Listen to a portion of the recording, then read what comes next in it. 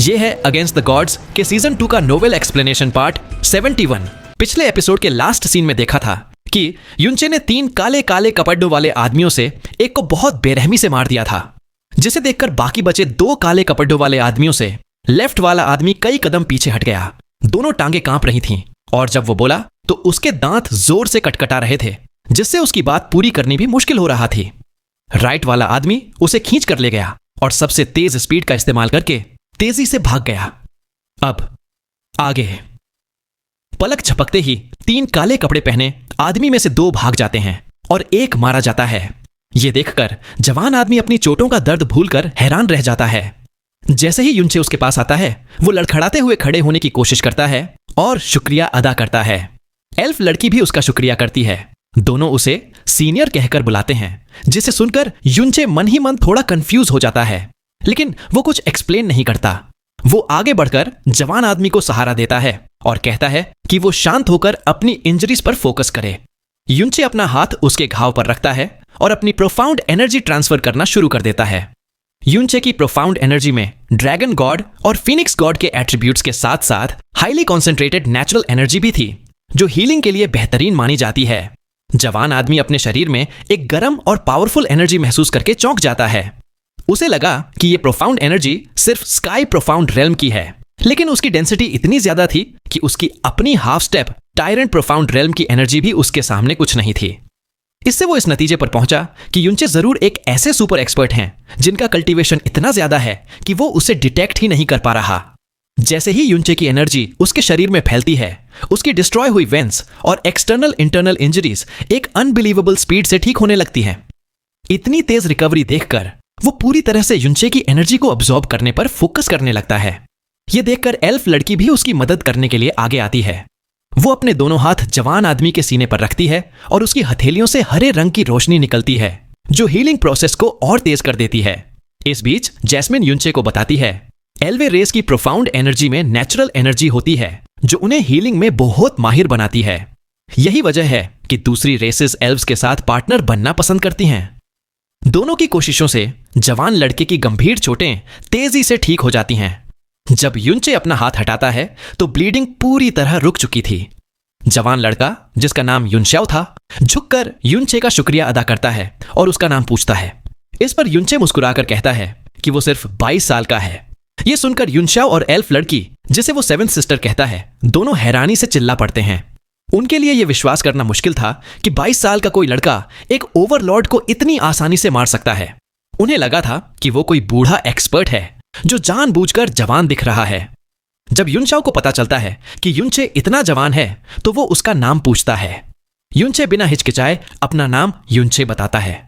युनशाओ और 7th sister दोनों ये नाम सुनकर कंफ्यूज हो जाते हैं, क्योंकि इतने पावरफुल जवान एक्सपर्ट का नाम उन्होंने पहले कभी नहीं सुना था। युनशाओ बताता है कि उसका सरनेम भी युन है। फिर वो कहता है कि वो युनचे को बिग ब्रदर युन बुलाएगा और अपना पूरा नाम युनशाओ बताता है, जो कि 21 साल का है। एल्फ लड़की अपना नाम बताने से शर्माती है और कहती है कि उसे 7th सिस्टर ही बुलाया जाए। युनचे को इस बात से कोई फर्क नहीं पड़ता, लेकिन उसे युनशाओ नाम सुनकर थोड़ी हैरानी होती है। युन उसका अब का सरनेम था और शाओ उसका पुराना। यह एक अजीब इत्तेफाक था। युनशाओ ने सोचा था कि उसका नाम सुनकर युनचे जरूर हैरान होगा, लेकिन युनचे का रिएक्शन बहुत शांत था। यह देखकर 7th सिस्टर पूछती है कि क्या युनचे ने युनशाओ नाम पहले नहीं सुना। युनचे समझ जाता है कि युनशाओ जरूर मशहूर होगा। वो शांति से कहता है कि वो यहां का नहीं है और एक बहुत दूर की जगह से ट्रेनिंग के लिए आया है, इसलिए उसका नाम ना जानना नॉर्मल है। युनचे उन्हें वहां से जल्दी निकलने को कहता है, क्योंकि उनके दुश्मन वापस आ सकते हैं। जैसे ही युनचे जाने के लिए उड़ने वाला होता है, युनशाओ उसे रोकता है और पूछता है कि क्या वो डीमन इंपीरियल सिटी जा रहा है। युनचे के हां कहते ही युनशाओ उसे अपने युन फैमिली के घर आकर कुछ दिन रहने का ऑफर देता है, ताकि वो उसे शहर के बारे में बता सके। युनचे, जिसे उस शहर के बारे में कुछ नहीं पता था, उसके लिए एक गाइड का मिलना फायदेमंद था। युनशाओ की सिंसेरिटी देखकर वो रुक जाता है और उसके ऑफर को मान लेता है।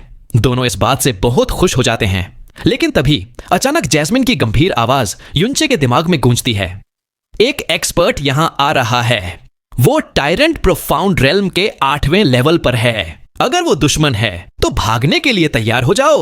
युनचे चौंक कर अलर्ट हो जाता है, लेकिन जैस्मिन फिर से कहती है लगता है भागने की जरूरत नहीं, वो एक एल्फ है।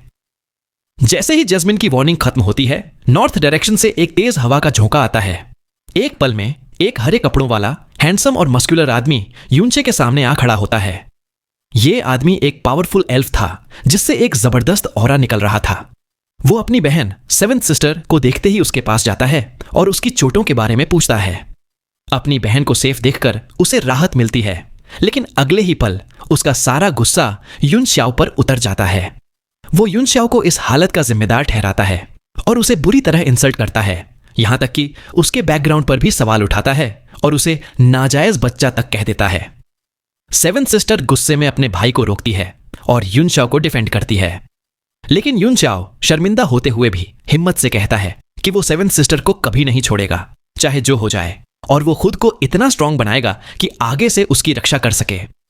जब बात इस पर आती है कि वहां क्या हुआ था, तो सेवेंथ सिस्टर बताती है कि कैसे युनचे ने उन दोनों को 3 ओवरलॉर्ड से बचाया। मस्कुलर एल्फ शख्स से युनचे को देखता है जिसका कल्टीवेशन लेवल सिर्फ स्काई प्रोफाउंड रेल्म था। उसे समझ नहीं आता कि यह लड़का एक ओवरलॉर्ड को कैसे मार सकता है। अपनी शंका दूर करने के लिए वो बिना कुछ कहे आगे बढ़ता है और युनचे पर एक powerful wind attribute palm strike कर देता है। यह हमला इतना खतरनाक था कि हवा में कई स्पेशल व्हर्लपूल्स बन जाते हैं, लेकिन युनचे घबराने के बजाय शांति से अपना हाथ आगे बढ़ाता है और फीनिक्स फ्लेम्स का एक गोला उस हमले की तरफ छोड़ देता है। एक जोरदार धमाका होता है और टक्कर में युनचे 3 कदम पीछे हट जाता है। दोनों एक दूसरे की पावर से हैरान थे। युनचे इसलिए हैरान था कि उसकी ड्रैगन गॉड की फिजिकल स्ट्रेंथ भी एडवांटेज नहीं दे पाई, और वो एल्फ इसलिए हैरान था कि स्काई प्रोफाउंड रेल्म का एक लड़का उसके हमले को झेल गया। सेवेंथ सिस्टर गुस्से में अपने भाई को डांटती है कि उसने उनके बेनिफैक्टर पर ही हमला कर दिया। इस पर मस्कुलर एल्फ हंसता है और कहता है कि वो सिर्फ टेस्ट कर रहा था, क्योंकि उसे स्ट्रांग लोगों से लड़ना पसंद है। फिर वो अजीब तरह से अपना इंट्रोडक्शन देता है। वो कहता है, मेरा सरनेम अंडर हेवन है और नाम नंबर 1 है। यह सुनकर युनचे अपनी हंसी रोकने की कोशिश करता है।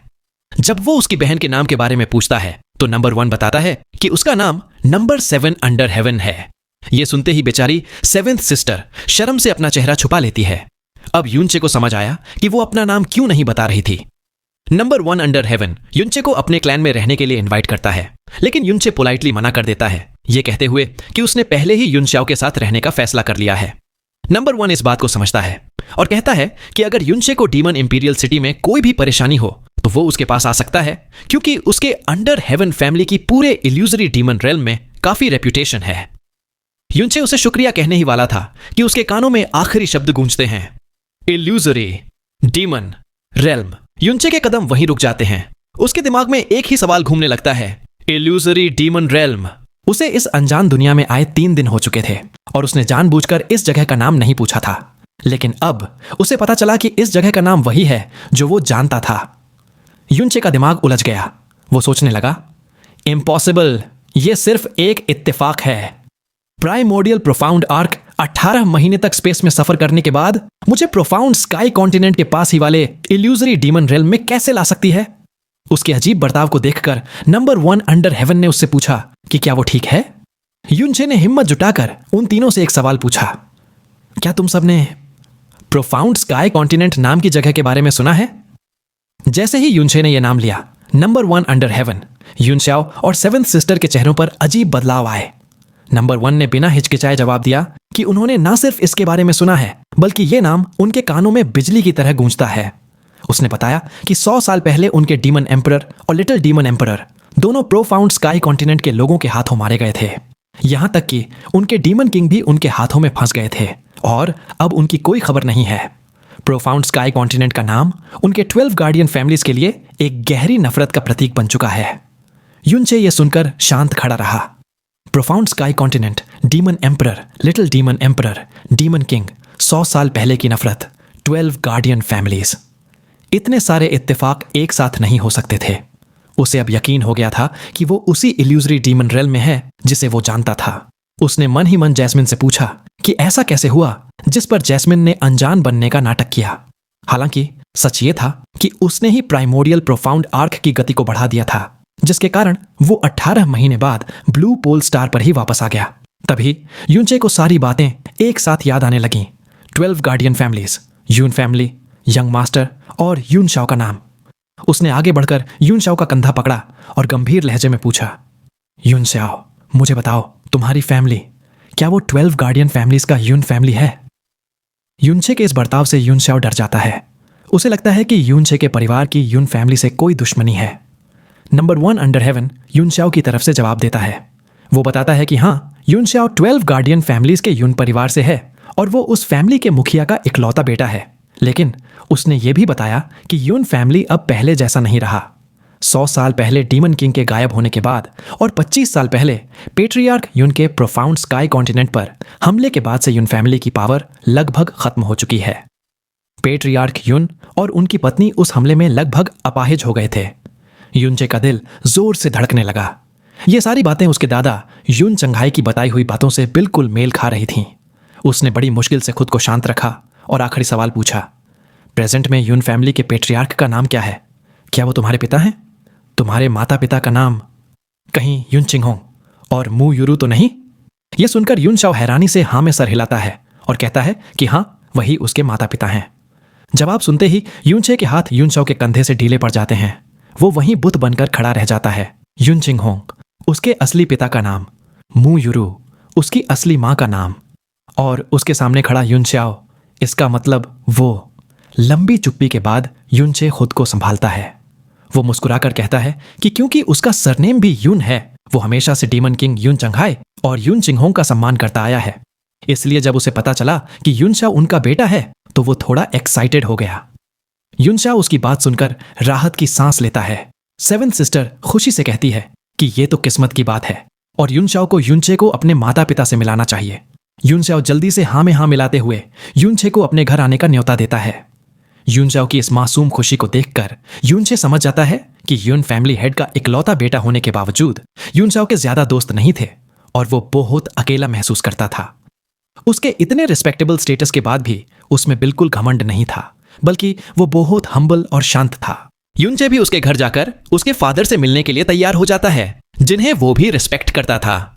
इसके बाद नंबर 1 अंडर हेवन यूनचे का शुक्रिया अदा करता है और अपनी बहन के जख्मों को चेक करता है।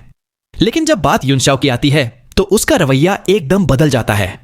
वो गुस्से में यून शाओ को घूरते हुए कहता है कि ये मुसीबत उसने खुद बुलाई है और अच्छा हुआ कि उसकी वजह से उसकी बहन को कुछ नहीं हुआ, वरना वो उसे एक ही झटके में मार देता। नंबर 7 अपने भाई के इस बर्ताव पर गुस्सा होने ही वाली थी कि यून शाओ उसे रोक लेता है। उसे अपने लिए ऐसी बातें सुनने की आदत हो चुकी थी। वो शांति से सारी गलती अपने ऊपर ले लेता है। ये देखकर नंबर 7 को अपने भाई पर और गुस्सा आता है और वो यून शाओ का हाथ पकड़कर वहां से चलने को कहती है। लेकिन नंबर 1 अंडर हेवन उन्हें रोक देता है और कहता है कि यून शाओ को किसी के सहारे की जरूरत नहीं है, उसे खुद उड़कर आना होगा। उसकी इस कठोर बात से नंबर 7 की आंखों में गुस्सा भर जाता है। वो अपने भाई को याद दिलाती है कि यून शाओ उसे बचाने के लिए ही इतना जख्मी हुआ है और इस हालत में प्रोफाउंड एनर्जी का इस्तेमाल करना उसके लिए खतरनाक हो सकता है। लेकिन नंबर 1 पर इसका कोई असर नहीं होता। माहौल को बिगड़ता देख यूनचे बीच में आ जाता है। वो नंबर 1 अंडर हेवन को समझाता है कि यून शाओ सच में बहुत जख्मी है और उसे सहारे की जरूरत है। यूनचे के सामने नंबर 1 अंडर हेवन कुछ नहीं बोल पाता और उन्हें जाने देता है। फिर ये चारों लोग हवा में उड़कर डीमन इंपीरियल सिटी की तरफ बढ़ जाते हैं। सामने शहर को पास आते देख यूनचे का दिल तेजी से धड़कने लगता है। प्राइमोर्डियल प्रोफाउंड आर्क का हादसा एक बहुत बड़ी मुसीबत थी, लेकिन उसी की वजह से वो इस दुनिया में पहुंचा था। ये एक चमत्कार था, लेकिन अब उसे समझ नहीं आ रहा था कि उसे खुश होना चाहिए या नहीं, क्योंकि इस हादसे के बिना वो यहां शायद कभी पहुंच ही नहीं पाता। जैसे ही वो सिटी गेट्स के पास पहुंचते हैं, सामने से 3 लोग बिजली की रफ्तार से उनकी तरफ आते हैं।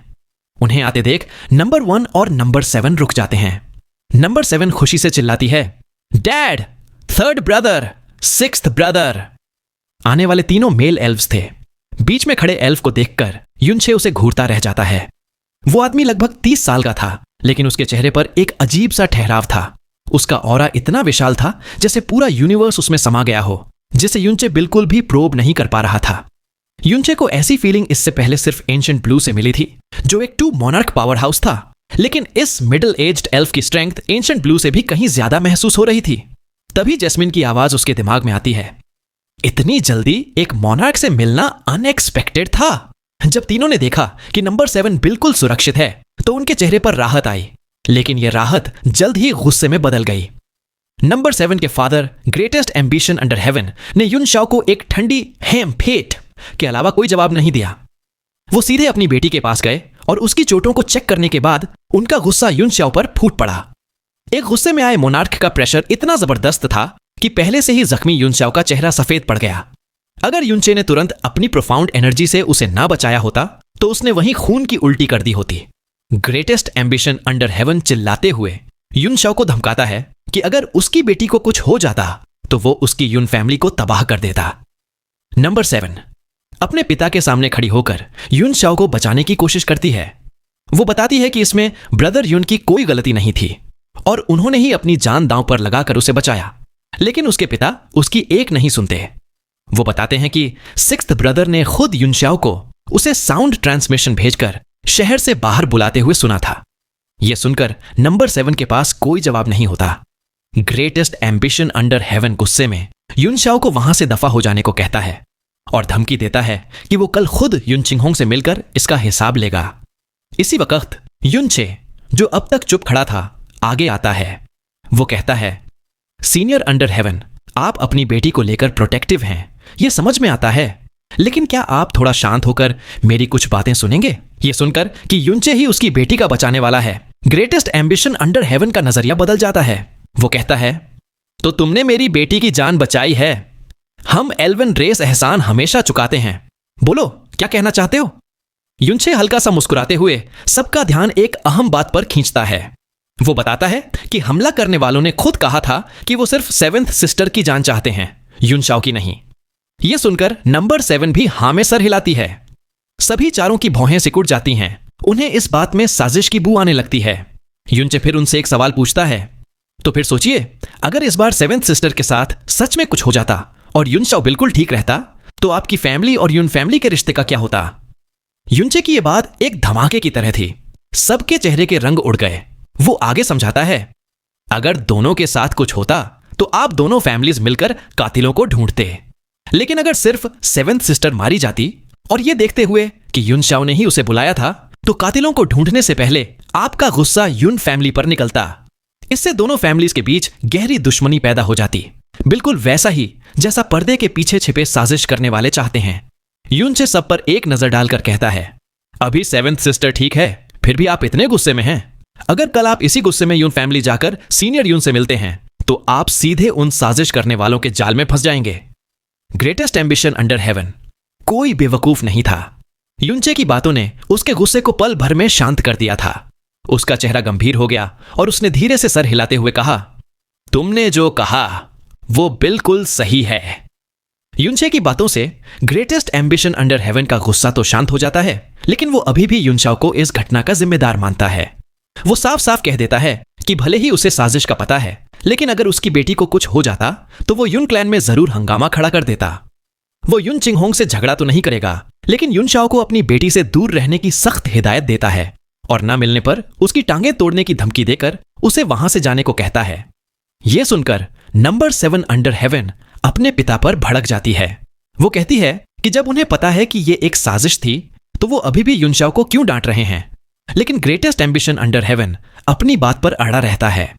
वो अपनी बेटी को समझाता है कि वो अंडर हेवन क्लैन की प्रिंसेस है और उसके लायक डीमन इंपीरियल सिटी में कई बड़े हीरोज हैं, लेकिन युन शाओ उनमें से नहीं है। इस घटना के बाद वो उन दोनों को बिल्कुल मिलने नहीं देगा। नंबर 7 गुस्से से लाल चेहरे के साथ ऐलान करती है कि वो अपनी जिंदगी में सिर्फ ब्रदर युन को ही पसंद करेगी और उसके अलावा किसी से शादी नहीं करेगी। ये उसका पर्सनल मामला है और वो किसी को इसमें दखल नहीं देने देगी। युन शाओ ये सब देखता रहता है। उसके हाथ मुट्ठियों में बंद हो जाते हैं और चेहरा दर्द से सफेद पड़ जाता है। नंबर 7 अपने दिल की सारी भड़ास निकाल देती है। वो बताती है कि वो युन शाओ को उसके बैकग्राउंड के लिए नहीं बल्कि उसके अच्छे दिल और मेहनत के लिए पसंद करती है। युन फैमिली की बुरी हालत और कम रिसोर्सेज के बावजूद युन शाओ ने 22 साल की उम्र में हाफ स्टेप ओवरलॉर्ड बनकर दिखाया है। उसने अपनी जान की परवाह किए बिना उसे बचाया और ऐसा इंसान मिलना किसी भी लड़की के लिए सबसे बड़ी खुशी है। लेकिन उसकी इन बातों का ग्रेटेस्ट एम्बिशन अंडर हेवन पर कोई असर नहीं होता। वो बस इतना कहता है कि वो उनके क्लैन की इकलौती प्रिंसेस है और कुछ चीजें उसके हाथ में नहीं हैं। जब वो उसे घर चलने को कहता है तो नंबर 7 पीछे हट जाती है और कहती है कि अगर उसे ब्रदर यून से नहीं मिलने दिया गया तो वो घर वापस नहीं आएगी। माहौल को फिर से बिगड़ता देख यूनचे जल्दी से बीच बचाव करता है। वो नंबर 7 को साइड में ले जाकर समझाता है कि इस तरह झगड़ा करने से कुछ नहीं होगा। उसके पिता और भाई अभी भी गुस्से में हैं और झगड़ा करने से वो यून शाओ से और नफरत करने लगेंगे। इसके बजाय उसे पहले घर जाकर मामले को ठंडा होने देना चाहिए, फिर प्यार से अपने पिता को मनाने की कोशिश करनी चाहिए। यूनचे की सलाह नंबर 7 को आखिरकार समझ आ जाती है और वो अपने परिवार के साथ जाने के लिए तैयार हो जाती है। इसके बाद यूनचे ग्रेटेस्ट एम्बिशन अंडर हेवन और उसकी फैमिली से विदा लेता है और जख्मी यून शाओ को सहारा देकर डीमन इंपीरियल सिटी की तरफ उड़ जाता है। उनके जाने के बाद ग्रेटेस्ट एम्बिशन अंडर हेवन अपने बेटे नंबर 1 को उस जगह की जांच करने और खून के सैंपल लाने का ऑर्डर देता है ताकि हमलावरों की पहचान हो सके। तभी नंबर 1 अपने छोटे भाई नंबर 6 को यूनचे के बैकग्राउंड की जांच करने का भी निर्देश देता है, क्योंकि उसे यूनचे कोई मामूली इंसान नहीं लगता। दूसरी तरफ हवा में उड़ते हुए यूनचे और यूनशाओ के दिलों में अजीब से ख्याल चल रहे थे। यूनशाओ हैरानी से पूछता है कि क्या यूनचे सच में सिर्फ 22 साल का है। यूनचे के यहाँ कहने पर यूनशाओ प्रशंसा से भर जाता है और कहता है, काश मैं तुम्हारी तरह होता तो 7th सिस्टर के परिवार वाले मुझसे इतनी नफरत नहीं करते।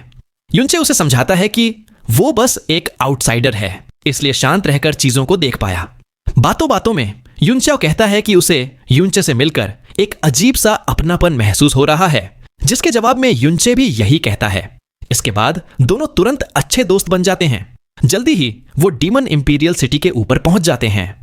यून शाओ पूरब की तरफ इशारा करते हुए बताता है कि जहां से पर्पल एनर्जी उठ रही है वही उसकी फैमिली का घर है। वो उदासी से कहता है कि 100 साल पहले यून फैमिली की पर्पल एनर्जी आधे डीमन इंपीरियल सिटी के आसमान को ढक लेती थी, लेकिन अब बस इतनी ही रह गई है। यूनचे अपना सर उठाकर उस पर्पल रोशनी को देखता है जो शहर के नॉर्थ ईस्टर्न हिस्से से आ रही थी। यून शाओ के चेहरे पर उदासी छा जाती है जब वो बताता है कि ये रोशनी उनके यून फैमिली के एंसेस्ट्रल मॉन्यूमेंट से आ रही है। उनकी family lightning attribute profound arts cultivate करती है, इसलिए उनकी प्रोफाउंड एनर्जी पर्पल रंग की होती है। उनकी सबसे खास ब्लड लाइन स्किल मोशके नास्ते प्रोफाउंड हैंडल पाइने नहीं माहिए की लिमिट भी पर्पल कलर की ही है, इसलिए पर्पल रंग उनके लिए सबसे पवित्र है। लेकिन अब यह रोशनी इतनी कमजोर हो चुकी है कि ये उनकी फैमिली की गिरी हुई स्ट्रेंथ का प्रतीक बन गई है। यूनचे के पूछने पर कि डीमन किंग के ना होने से यून फैमिली पर इतना बड़ा असर कैसे पड़ा, यून शाओ का चेहरा और भी उदास हो जाता है। वो कहता है कि यह मामला सिर्फ उसके ग्रैंडफादर के जिंदा या मुर्दा होने का नहीं है, इसके पीछे और भी बहुत कुछ है। यूनचे की क्यूरियोसिटी देखकर यून शाओ उसे यून फैमिली के डिक्लाइन की पूरी कहानी बताने का फैसला करता है। उसने बताना शुरू किया कि 100 साल पहले यून फैमिली अपने प्रोफाउंड हैंडल एक्स की वजह से सबसे पावरफुल थी और 12 गार्डियन फैमिलीज की हेड थी। इल्यूजरी डीमन रॉयल फैमिली उन पर इतना भरोसा करती थी कि उन्होंने अपना सबसे कीमती ट्रेजर मिरर ऑफ समसारा भी उन्हें सौंप दिया था। यून शाओ के ग्रैंडफादर यून चंगहाई उस वक्त के डीमन एम्परर के सिर्फ सेवक नहीं बल्कि जिगरी दोस्त थे, इसलिए उन्हें डीमन किंग का टाइटल मिला था। लेकिन फिर प्रोफाउंड स्काई कॉन्टिनेंट से कुछ हमलावर उनके हेवनली प्रोफाउंड ट्रेजर को चुराने आए। डीमन एम्परर उनका पीछा करते हुए एक एस्केपिंग फॉर्मेशन में फंसकर प्रोफाउंड स्काई कॉन्टिनेंट पहुंच गए, जिसके बाद उनकी मौत की खबर आई। यूनचे शांति से सारी कहानी सुनता रहा। यूनशाओ आगे बताता है कि उसके ग्रैंडफादर ने इस खबर पर विश्वास नहीं किया। वो यून फैमिली के 10 सबसे पावरफुल ग्रैंड एल्डर्स और डीमन एम्परर सील को अपने साथ लेकर प्रोफाउंड स्काई कॉन्टिनेंट चले गए, लेकिन उनमें से कोई वापस नहीं लौटा। इस एक घटना ने यून फैमिली के 11 सबसे बड़े एक्सपर्ट्स को खत्म कर दिया और वो सबसे कमजोर बन गए। ऊपर से डीमन एम्परर सील खोने की वजह से यून फैमिली को सजा मिली। उनके रिसोर्सेज कम कर दिए गए और उन्हें golden crow lightning flame valley में जाने से हमेशा के लिए रोक दिया गया। इसके कुछ ही समय बाद नए लिटिल डीमन एम्परर ने गद्दी संभाली, लेकिन सील न होने के कारण वो कभी असली डीमन एम्परर नहीं बन पाए। अपनी शादी की रात ही वो अपने पिता का बदला लेने चले गए और प्रोफाउंड स्काई कॉन्टिनेंट में मारे गए। ये सब सुनकर यूनचे को एहसास होता है कि प्रोफाउंड स्काई कॉन्टिनेंट में फैली अफवाहों के बिल्कुल उल्टा असली बुराई तो उन सेक्रेट ग्राउंड्स में थी जिन्हें वहां पवित्र माना जाता था। यून शाओ आगे बताता है कि उसके बाद लिटिल डीमन एम्प्रेस ने गद्दी संभाली और फिर उनकी यून फैमिली पर एक और बहुत बड़ा झटका लगा। 25 साल पहले जब यह खबर आई कि उसके ग्रैंडफादर जिंदा हैं, तो उसके माता पिता उन्हें ढूंढने प्रोफाउंड स्काई कॉन्टिनेंट गए। 3 साल बाद जब वो लौटे तो उनकी प्रोफाउंड वेन्स बुरी तरह से खराब हो चुकी थीं और उनकी सारी प्रोफाउंड स्ट्रेंथ लगभग खत्म हो चुकी थी। और इस सफर में वो मिरर ऑफ समसारा भी खो बैठे थे। ये यून फैमिली के लिए एक और बड़ा झटका था। मिरर ऑफ समसारा खोने के जुर्म में उनके रिसोर्सेज और कम कर दिए गए। जब युनचे हैरानी से पूछता है कि वो इतनी जरूरी चीज अपने साथ क्यों ले गए, तो युनचाओ धीरे से बताता है कि ये असल में लिटिल डीमन एम्प्रेस का आइडिया था। उनका मानना था कि अगर उस बेकार चीज के बदले डीमन किंग की जान बचाई जा सके तो ये एक अच्छा सौदा होगा। लेकिन जब उसके फादर ना तो अपने पिता को ला पाए और ना ही मिरर ऑफ समसारा को बचा पाए, तो उन्होंने सारा इल्जाम अपने ऊपर ले लिया ताकि लिटिल डीमन एम्प्रेस पर कोई उंगली ना उठाए। इसके बाद युन फैमिली की हालत और भी खराब हो गई। युनचे ये सब सुनकर युनचाओ से पूछता है कि इतने इल्जाम और प्रोफाउंड स्ट्रेंथ के क्रिपल्ड हो जाने के बाद भी उसके फादर युन फैमिली के हेड कैसे बने हुए हैं। युनचाओ बताता है कि इसकी वजह उसके नाना हैं, जो मू फैमिली के हेड हैं। उनकी मदर मू युरु को उनके परिवार से बहुत सपोर्ट मिलता है। युन फैमिली की हालत इतनी गिर चुकी है कि 12 गार्डियन फैमिलीज में बने रहने के लिए उन्हें मू फैमिली का सपोर्ट जरूरी है। लेकिन भले ही उसके फादर फैमिली के हेड हैं, उनकी अथॉरिटी अब नाम मात्र की रह गई है। युनचे शांत होने की कोशिश कर रहा था, लेकिन इतने सारे झटकों के बाद उसका दिल अब भी बेचैन था। उसने इस जगह को पहले एक अनजान दुनिया समझा था, जहां उसका एक ही गोल था, स्ट्रांग बनकर प्रोफाउंड स्काई कॉन्टिनेंट लौटने का रास्ता ढूंढना। लेकिन अब उसकी सारी प्लानिंग धरी की धरी रह गई थी। ये सिर्फ एक दूर की दुनिया नहीं, बल्कि एक ऐसी जगह थी जिससे उसके गहरे कनेक्शंस थे। तभी उसके दिमाग में जैस्मिन की सीरियस आवाज गूंजी, जो उसे उस आदमी से golden crow lightning flame valley के बारे में पूछने को कह रही थी। ये वही जगह थी जिसका जिक्र नंबर 1 अंडर हेवन और युनचाओ दोनों ने किया था, और जिसे ट्रेनिंग और फॉर्चुनेट इनकाउंटर्स के लिए सबसे बेहतरीन माना जाता था। हालांकि युन फैमिली को अब वहां जाने की इजाजत नहीं थी। युनचे ने सोचा कि क्या जैस्मिन को शक है कि इस जगह का connection primordial divine beast golden crow से है। जैस्मिन ने ठंडे से जवाब दिया कि यह सिर्फ नामों का इत्तेफाक नहीं हो सकता, और अगर इसका जरा सा भी कनेक्शन असली गोल्डन क्रो से निकला तो यह काफी इंटरेस्टिंग होगा। युनचे कुछ देर शांत रहा और फिर उसने युनचाओ से पूछा, युनचाओ, ये golden crow lightning flame valley आखिर कैसी जगह है? तुम्हारी युन फैमिली की स्ट्रेंथ गिरने का एक कारण यह भी है कि तुम लोग वहां एंटर नहीं कर सकते। आखिर उसमें ऐसा क्या खास है? युनचाओ उसकी तरफ हैरान होकर देखने लगा। अपनी असलियत छुपाने के लिए युनचे ने बहाना बनाते हुए कहा कि वो यहां पहली बार आया है और उसके मास्टर ने उसे इल्यूजरी डीमन रेल्म के बारे में कुछ नहीं बताया, इसलिए उसने ये नाम पहली बार सुना है। यह सुनकर युनचाओ को बिल्कुल शक नहीं हुआ। उसने सर हिलाया और धीरे से बताना शुरू किया कि golden crow lightning flame valley एक ऐसी जगह है जिसके बारे में वो बचपन से सुनता आ रहा है, भले ही वो कभी वहां गया नहीं। ऐसा इसीलिए क्योंकि वो जगह इल्यूजरी डीमन रॉयल फैमिली के एंसेस्टर्स का ओरिजिन है। यह सुनकर युनचे चौंक गया। युनचाओ ने आगे एक्सप्लेन किया कि इस जगह पर primordial divine beast golden crow की लेगेसी मौजूद है। यह सुनते ही युनचे के दिमाग में जैस्मिन की आवाज गूंजी। तो यह सच है, लेकिन यह बहुत अजीब है। ब्लू पोल स्टार सिर्फ एक लोली प्लैनेट है, यहां इतनी सारी डिवाइन पावर्स की लेगेसीज क्यों हैं? Phoenix, dragon God, golden crow और यहां तक कि इविल गॉड के डिवाइन स्ट्रेंथ सीड्स भी यही हैं। क्या प्राइमोर्डियल एरा में यहां कुछ खास हुआ था? जैस्मिन ने आगे कहा कि यह सिर्फ अजीब नहीं बल्कि एक्सट्रीमली एबनॉर्मल है। यूनिवर्स के बिलियंस ऑफ प्लैनेट्स में से किसी एक पर डिवाइन लेगेसी मिलना लगभग नामुमकिन है, लेकिन इस छोटे से ब्लू पोल स्टार पर पहले से ही 4 मौजूद हैं। अगर स्या युएनबा की वॉर गॉड्स डिवाइन वेन्स और युन फैमिली की मिस्टीरियस प्रोफाउंड हैंडल को भी जोड़ लिया जाए तो ये ऐसी खबर है जिससे रेल्म ऑफ द गॉड्स भी हिल जाएगा।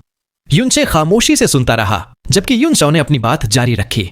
उसने बताया कि इल्यूजरी डीमन रॉयल फैमिली के एंसेस्टर सिर्फ एक नियॉन स्पैरो डीमन थे। उन्हें गलती से लाइटनिंग फ्लेम वैली के अंदर गोल्डन क्रो की लेगेसी मिल गई, जिससे उन्हें गोल्डन क्रो का ब्लड लाइन और उसकी फ्लेम एट्रीब्यूट हासिल हुई। इसके बाद वो इल्यूजरी डीमन रेल्म में अनबीटेबल हो गए और सभी क्लैंस ने मिलकर उन्हें अपना एम्परर बना लिया। उनके बाद उनकी family illusory demon royal family बनी और खुद को गोल्डन क्रो के डिसेंडेंट्स कहलाने लगी। उसी दिन से लाइटनिंग फ्लेम वैली का नाम बदलकर golden crow lightning flame valley रख दिया गया और वो इल्यूजरी डीमन रेल्म की पहली डिवाइन ग्राउंड बन गई। युनचाओ ने आगे बताया कि उस वैली के आसपास एलिमेंटल ऑरा बहुत डेंस है और वहां पावरफुल फायर और लाइटनिंग स्पिरिट्स पैदा होते रहते हैं। वहां रेयर मटेरियल्स और ट्रेजर्स भी मिलते हैं, इसलिए वहां जाना किसी फॉर्चुनेट एनकाउंटर से कम नहीं। हालांकि वहां सिर्फ इल्यूजरी डीमन रॉयल फैमिली और 12 गार्डियन फैमिलीज ही हर 5 साल में एक बार जा सकती हैं। लेकिन 100 साल पहले हुए हादसे के बाद युन फैमिली को वहां जाने से बैन कर दिया गया। युनचे ने सर हिलाते हुए कहा, समझ गया, इसका मतलब इल्यूजरी डीमन रॉयल फैमिली के पास गोल्डन क्रो का ब्लड लाइन है, इसलिए वो इतने रिस्पेक्टेड हैं। लेकिन युनचाओ ने इस बात से इनकार किया। उसने बताया कि इनहेरिटेंस से पास होने के कारण अब ब्लड लाइन काफी थिन हो चुका है। उनकी फ्लेम्स नॉर्मल प्रोफाउंड फ्लेम्स से ज्यादा स्ट्रांग हैं, लेकिन उन्हें असली गोल्डन क्रो की पावर नहीं कहा जा सकता। असली गोल्डन क्रो पावर इस्तेमाल करने वाले आखिरी शख्स पिछले डीमन एम्परर थे। यह सुनकर युनचे हैरान हुआ। युनचाओ ने इसका राज खोलते हुए बताया कि गोल्डन क्रो की असली पावर उसके flame profound art golden crows record of the burning world में है। यह आर्ट सिर्फ तभी हासिल किया जा सकता है जब गोल्डन क्रो की सोल खुद तुम्हें एक्सेप्ट करके गिफ्ट दे। इसके बिना ब्लड लाइन से सिर्फ ऐसी प्रोफाउंड फ्लेम्स पैदा की जा सकती हैं जिनमें गोल्डन क्रो की कुछ कैरेक्टरिस्टिक्स हों। युनचे को यह नाम golden crows record of the burning world याद आ गया। जैस्मिन ने उसे सालों पहले 3 great world scorching heavenly books के बारे में बताया था और ये उन्हीं में से एक था। युनचाओ ने आगे बताया कि गोल्डन क्रो की सोल वैली के अंदर गोल्डन क्रोज होली लैंड नाम की जगह पर है, जहां हर 1000 साल में सिर्फ एक बार जा सकते हैं और वहां जाने की एक ही चाबी है, डीमन एम्परर सील, जो युनचे के ग्रैंडफादर के साथ प्रोफाउंड स्काई कॉन्टिनेंट में खो गई थी। इसके बाद सारी कड़ियां जुड़ने लगीं। युनचाओ ने हेल्पलेस होकर बताया कि 100 साल पहले जब लॉर्ड डीमन एम्परर मारे गए तो लिटिल डीमन एम्परर आने वाले थे। उन्हें उसी सील का इस्तेमाल करके गोल्डन क्रोज होली लैंड में जाना था, लेकिन सील के खोने से वो कभी वहां नहीं जा पाए, इसलिए उन्हें आज तक सिर्फ लिटिल डीमन एम्परर कहा जाता है, असली डीमन एम्परर नहीं। अगर सील वापस ना मिली तो golden crows record of the burning world इस दुनिया से हमेशा के लिए गायब हो जाएगा, और इसीलिए युन फैमिली पर इतना बड़ा इल्जाम लगा था। यह सुनकर जैस्मिन ने इंटरेस्टेड होकर युनचे से पूछा, क्या तुम golden crow lightning flame valley जाने का मौका ढूंढना चाहते हो, क्योंकि तुम्हारे पास वो चीज है। युनचे ने जैस्मिन से पूछा कि गोल्डन क्रो और फीनिक्स फ्लेम्स में से कौन ज्यादा स्ट्रांग है। जैस्मिन ने बताया कि अगर सिर्फ फ्लेम स्ट्रेंथ की बात करें तो सबसे स्ट्रांग गोल्डन क्रो है। उसने समझाया कि 3 सुप्रीम फायर एट्रीब्यूट बीस्ट्स में गोल्डन क्रो आखिरी नंबर पर इसलिए है क्योंकि उसकी फ्लेम्स सिर्फ और सिर्फ डिस्ट्रक्शन के लिए बनी हैं। लेजेंड के मुताबिक वो सन के कोर से पैदा हुआ एक डिवाइन बीइंग है और उसके इमोशंस भी उसकी फ्लेम्स की तरह वायलेंट हैं। युनचे ने सोचते हुए पूछा, तो तुम चाहती हो कि मैं गोल्डन क्रो की लेगेसी हासिल करने की कोशिश करूं? जैस्मिन हंस पड़ी और बोली, लेगेसी है, तुम बहुत ज्यादा सोच रहे हो। अगर तुम्हारे पास फीनिक्स ब्लड लाइन ना होता तो शायद कोई चांस था, लेकिन क्योंकि तुम्हारे पास फीनिक्स फ्लेम्स हैं इसलिए यह बिल्कुल इम्पॉसिबल है। उसने साफ किया कि 3 सुप्रीम फायर एट्रीब्यूट बीस्ट्स एक दूसरे से नफरत करते हैं, खासकर गोल्डन क्रो जो अपने एक्सट्रीमली इरिटेबल नेचर की वजह से कभी भी अपनी लेगेसी फीनिक्स ब्लड लाइन वाले को नहीं देगा।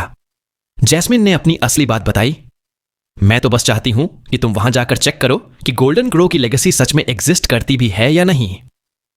वीडियो को लाइक करके चैनल को सब्सक्राइब करके हमारी छोटी सी फैमिली का हिस्सा बन जाइए अगर ऐसे ही और वीडियोस देखनी है तो।